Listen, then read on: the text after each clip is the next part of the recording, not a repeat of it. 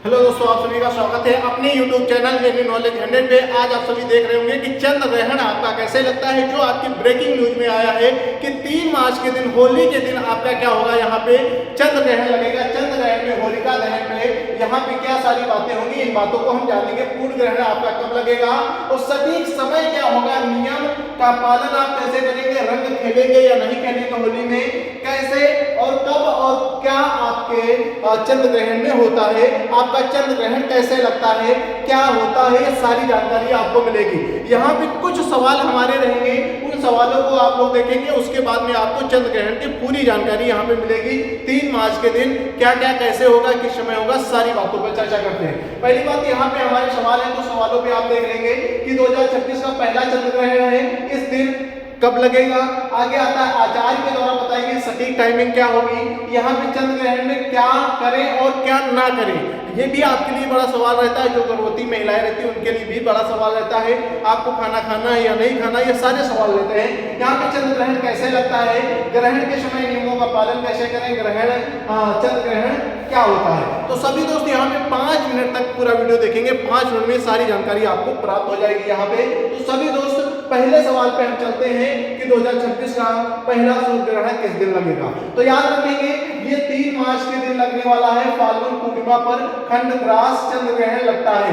ठीक है दोस्तों, ये समय क्या रहेगा, तो ग्रहण का स्पष्ट समय रहेगा, जिस समय ग्रहण लगेगा तो 5:50 बजे लगेगा। मोक्ष कितने बजे, समाप्त कितने बजे, 6:46 पे होगा। यहाँ पे एक चीज आप लोग याद रखेंगे, 5:50 पे यहाँ पे 5:50 पे यहाँ पे लगेगा। आगे दोस्तों 6:46 पे ये समाप्त होगा। यहाँ पे आप लोग क्या क्या कर सकते हैं, तो स्नान कर सकते हैं पानी से या फिर गंगा जल मिला करके, दान कर सकते हैं, जप कर सकते हैं, जिससे कि क्या होगा, राहु पीड़ा दूर होगी। ये राहु पीड़ा क्या होती है तो आगे हम लोग समझते हैं। यहाँ पे आप लोग देखेंगे चंद्र ग्रहण कैसे होता है आचार्य के द्वारा, पहले बात, फिर इसको हम लोग डायग्राम को समझते हैं। यहाँ पे चंद्र ग्रहण के द्वारा बताई गई ग्रहण की सटीक टाइमिंग क्या होती है। आचार्य धर्मेंद्रनाथ मिश्र के द्वारा अनुसार 3 मार्च को फाल्गुन पूर्णिमा पर खंडग्रास ग्रहण लगेगा। यह शाम 5:50 पर लगेगा, 6:46 पर समाप्त होगा। मतलब कि लगभग 1 घंटे आपका चंद्र ग्रहण यहाँ पे लगा रहेगा, चंद्र ग्रहण होता रहेगा। यहाँ पे आता है तो आप उसके दौरान, चंद्र ग्रहण के दौरान क्या क्या नहीं कर सकते हैं, यहाँ पे याद रखेंगे आप लोग भोजन नहीं कर सकते हैं, शयन वर्जित है, जबकि स्नान करेंगे, दान करेंगे, जप करेंगे, जिससे कि राहु पीड़ा दूर होगी। सभी दोस्त यहाँ पे याद रखें, डायग्राम पे याद रखेंगे कि यहाँ पे आपका सूर्य ग्रहण जब होता है, चंद्र ग्रहण जब होता है, तो सूर्य और चंद्रमा के बीच में कौन सा आता है, ये हमारी पृथ्वी आ जाती है। इसी प्रकार आप देख रहे होंगे कि सूर्य की जो किरणें हैं सीधे चंद्रमा पे नहीं पड़ पा रही हैं, मतलब कि ये पूर्ण रूप से पृथ्वी पर ये किरणें पड़ रही हैं। तो चंद्र ग्रहण किस दिन है, याद रखेंगे 3 मार्च को चंद्र ग्रहण है, 5:50 से शुरू, 6:46 तक। अब दोस्तों कुछ बातें और देख लेते हैं, ग्रहण के समय क्या आपको करना है और क्या नहीं करना है, क्योंकि बहुत सारे सवाल रहते हैं, गर्भवती महिलाओं के लिए खाना खाना है या नहीं खाना है, ऐसे कई सवाल रहते हैं। तो इसमें हम देख लेते हैं कि ग्रहण काल में भोजन आप नहीं कर सकते हैं, शयन नहीं कर सकते हैं, गोदोहन नहीं कर सकते हैं। गोदोहन में क्या होता है, मतलब कि आप अपने खेत को जोत नहीं सकते हैं, यहाँ पे क्षेत्र में आप घूम नहीं सकते, क्षेत्र में वन इंस्पेक्शन नहीं कर सकते हैं, हल चलान नहीं कर सकते, हल नहीं चला सकते हैं, मल मूत्र त्यागादि नहीं कर सकते हैं। देव मूर्ति का स्पर्श, मतलब कि किसी भी मूर्ति को आप, देव वाली मूर्ति को स्पर्श नहीं कर सकते हैं।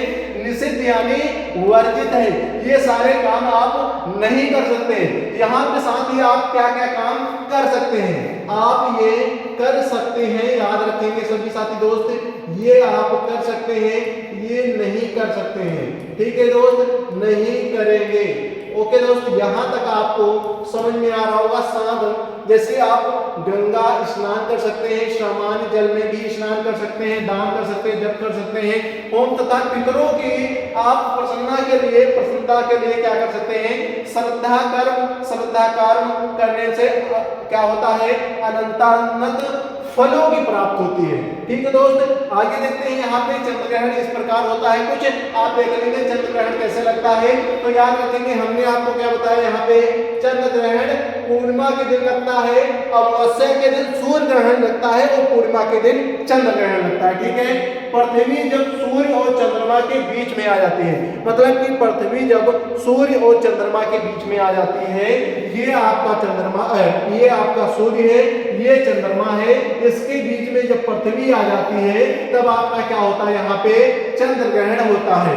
ये दोस्तों दिख रहा आ जाती है, चंद्रमा पृथ्वी की छाया से होकर गुजरती है, मतलब कि चंद्रमा जो है पूर्ण रूप से पृथ्वी की छाया से गुजरता है तभी चंद्र ग्रहण लगता है। ये आप देख रहे हो कि सूर्य की यहाँ पे छाया ना पड़ करके पृथ्वी की छाया चंद्रमा पे आपके पड़ती है। ठीक है दोस्त, यहाँ तक आपको समझ में आ गया। अब यहाँ पे कुछ हम चीजें देख लेंगे यहाँ पे कि चंद्रमा अपने भ्रमण पथ पर चलते हुए, भ्रमण पथ पर चलते हुए वो पथ आपको अभी हम दिखा रहे हैं, जब पृथ्वी की उपछाया में पहुंचते हैं तो विशेष परिवर्तन नहीं होता है, जो ही प्रछाया के समीप आ जाते हैं तब उन पर ग्रहण प्रतीत होने लगता है, ग्रहण प्रतीत होने लगता है, उनका संपूर्ण मंडल प्रछाया के भीतर आ जाते हैं, तब क्या पूर्ण चंद्र ग्रहण अथवा पूर्ण ग्रास चंद्र ग्रहण लगता है। यहाँ पे वही बात आती है कि पौराणिक सूर्य का जिक्र करते हुए आचार्य ने कहा है कि राहु नामक एक दैत्य, कौन सा राहु, हमने क्या कहा था, राहु को क्या मिलती है, पीड़ा कम होती है। तो वही बात यहाँ पे आती है कि राहु दैत्य ग्रहण काल में ही पृथ्वी की छाया में प्रवेश करता है, चंद्रमा को पीड़ा पहुंचाता है, इसलिए यह राहु कृत ग्रहण भी कहलाता है। इसी काल में स्नान, जय, होम आदि अनुष्ठान कर्म करने से राहु ग्रह कृत यहाँ पे पीड़ा दूर होती है, ये बात बताई जाती है। यहाँ पे हमने आपको क्या बताया, चंद्रमा का ये क्या है, ये पथ है जो हमने आपको यहाँ पे बताया है कि चंद्रमा अपने क्या करता है, अपने पथ पर चलते हुए, चंद्रमा का पथ कौन सा है, तो दोस्तों ये आपका पथ है, सॉरी दोस्तों यहाँ पे आपका पथ होता है, ये आपका चंद्रमा का पथ होता है, यहाँ पे पृथ्वी ऐसे चलती है, ये पृथ्वी का उपग्रह है, यहाँ पे चंद्रमा का पथ होगा, यहाँ पे चंद्रमा का पथ होगा, तो जैसे ये क्या है, सूर्य हो गया आपका, ये चंद्रमा हो गया, मतलब कि ये जो रोशनी है इस पे सिर्फ पड़ेगी, समझ में आ गया होगा, ये जैसे यहाँ पे आप देख रहे हैं। ठीक है दोस्त, यहाँ पे आप लोग देखेंगे आगे नेक्स्ट देखेंगे, तो सभी दोस्त यहाँ पे नेक्स्ट देखेंगे यहाँ पे कि ग्रहण के समय नियमों का पालन आप कैसे करेंगे। सभी दोस्त यहाँ पे याद रखेंगे, ग्रहण काल में आप भोजन नहीं कर सकते, शयन नहीं कर सकते, गोदान नहीं, छेद वर्णन हलाचरण नहीं कर सकते, मलमूत्र त्याग नहीं कर सकते, देवमूत्र का स्पर्श निषिद्ध यानी वर्जित, सब कुछ वर्जित है। चंद्र ग्रहण क्या होता है जरा एक बार हम समझ लेते हैं। पौराणिक सूर्य का जिक्र करते हुए आचार्य ने कहा है, राहु नामक एक दैत्य चंद्र ग्रहण में प्रवेश करता है, चंद्रमा को पीड़ा पहुंचाता है, इसीलिए यह राहु कृत ग्रहण भी कहलाता है, मतलब कि राहु नामक दैत्य यहाँ पे प्रवेश करता है, इसलिए इसे राहु कृत ग्रहण भी कह देते हैं। इस काल में स्नान, दान, जप, होम इत्यादि अनुष्ठान कर्म करने से राहु ग्रह कृत पीड़ा दूर होती है। ये सारी बातें यहाँ पे हमने आपको पूर्ण रूप से समझा दी है। जिन दोस्तों को यहाँ पे सारी चीजें समझ में आ गई हैं, होली के समय रंग आपको खेलना है कि नहीं खेलना है, तो आपको हमने टाइम बता रखा है। वो टाइम क्या है, यहाँ पे 5:50 से लेकर के आप 6:46 तक यहाँ पे क्या नहीं कर सकते हैं, रंग गुलाल नहीं खेल सकते हैं, कोई भी अनाधिकृत कृत्य नहीं कर सकते हैं जो आप डेली करते हुए आते हैं। याद रखेंगे सभी दोस्तों को यहाँ तक पूरी जानकारी समझ में आई होगी, आई होप। तो सभी साथी दोस्त चैनल को लाइक कर लेंगे और सब्सक्राइब कर लेंगे, ऐसे और जानकारी आपको प्राप्त होते रहेंगे। सभी दोस्तों को जय हिंद, पढ़ते रहिए, आगे बढ़ते रहिए। जो भी छात्र पढ़ने वाले वो भी सब्सक्राइब करेंगे, लाइक करेंगे, शेयर करेंगे। जो नहीं पढ़ने वाले हैं, सिर्फ जानकारी रखना चाहते हैं, वो भी हमारे साथ में जुड़ जाएंगे। सब्सक्राइब करके घंटी पे ऑल पे क्लिक कर लेंगे। ठीक है दोस्त।